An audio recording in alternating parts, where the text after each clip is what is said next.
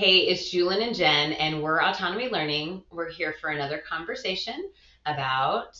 Yeah, well, we're still talking about that shift, right? From our passive stance toward learning to a more active stance. But we're going to take it to a really fun place.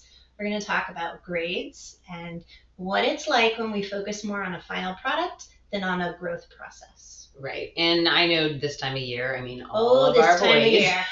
Yep. As teachers ourselves, as parents, and, watching our kids go through, okay, we're kind of being evaluated at this point, right? And how does that translate to learning? Because sometimes it feels pretty unrelated when a grade comes home or a child gets a grade and they feel like disconnected. Yeah, totally. From where that came from. And Right. Sometimes our kids can't always articulate, well, I know how I earned that grade.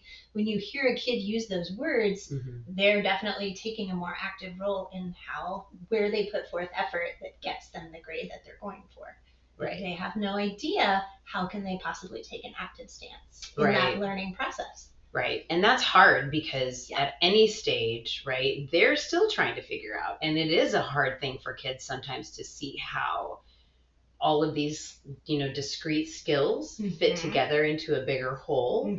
But maybe stopping and pausing with them and saying, hey, like over this semester or over this past couple weeks, you've been learning about, and then kind of helping them see that at first is really an important step. That's not automatic.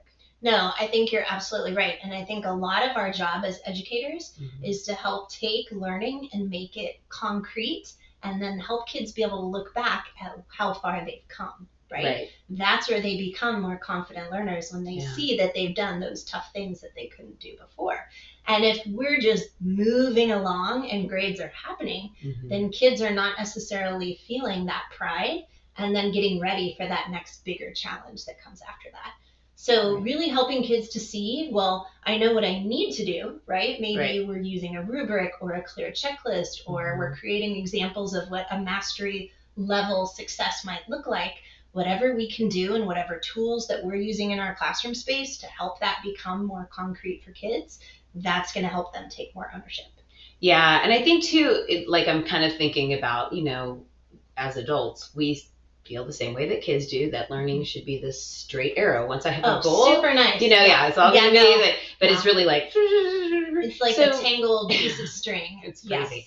But when kids come home and they say, I really don't know why I learned this or how I learned this, instead of like, oh my gosh, I need to call the teacher, I need to figure this out. It may be just that we start having conversations with our kids to say, hey, what challenged you? What can you do next time to kind of understand more what you're doing rather than just sort of finish the work? And I think that word that you used, understand, we need to be using way more, right? Yeah. Because really that's what learning should be, not just a checklist of things to do. Right. And so a rubric needs to become more than just a list of to-dos, but also where's evidence of understanding. And I think as parents, using those words, well, what do you understand now that you didn't before? Right? That translates across any subject area. And it's going to help your kid when they're able to articulate that. Yeah. So it could be that, they bring something home and we sit down and instead of saying... They pull it up on the computer. Oh, that's true too. Okay. But it's sort of like, hey, can you talk me through this? Can you talk me through not just the actions you did to complete the work, but sort of tell me more about how you, diagram sentences or how you worked through this math problem. Tell me more about that, right? And what about when maybe a not so high grade comes home? Because that happens in my house too. Yeah. Well, it's one of those things too, I think that it kind of goes into, we really need to remember that it's a process, right? And that this is the tangled ball of string again. The final grade.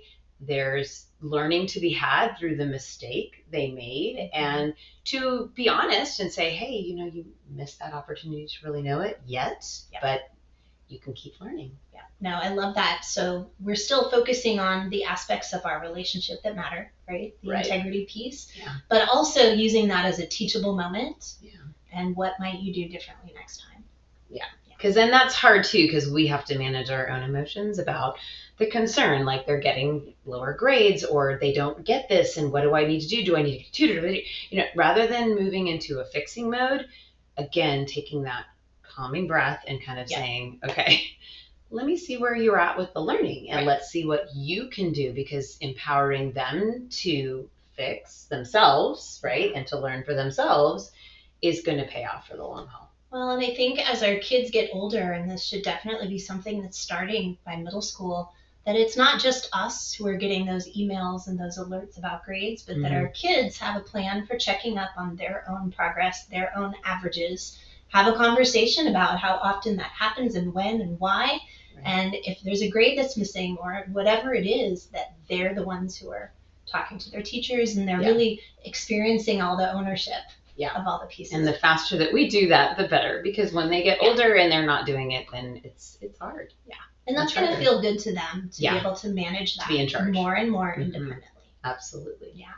So if you have any comments or thoughts or questions, just put them in the chat below and we will see you at the next conversation.